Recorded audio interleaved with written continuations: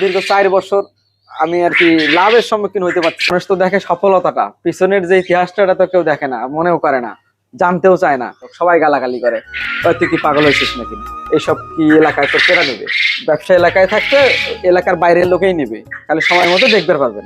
জীবন শেষ করার পরে আপনার চাকরি করলাম, চাকরি ভালো লাগে না।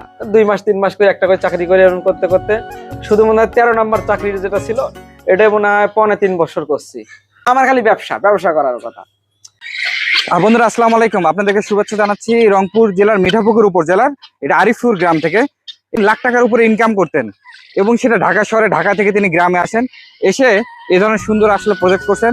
এক পাশে তার আসলে কোয়েল ফার্ম করছেন এবং তিতির মুরগি এবং দেশি মুরগি লালন পালন করতেছেন। কতদিন আগে শুরু করলেন, তিনি কিভাবে আসলে লাভবান হচ্ছেন, কোন ধরনের পদ্ধতি অবলম্বন করতেছেন, আসলে কোয়েলের আসলে ডিমে বেশি লাভবান না আসলে বাচ্চা বিক্রিতে বেশি লাভবান, এগুলো অসুখ বিসুখ সব মিলে সুন্দর একটা ভিডিও থাকছে। এই ধরনের ফার্ম করার ক্ষেত্রে সুন্দর একটা অভিজ্ঞতা আপনারা পেতে যাচ্ছেন।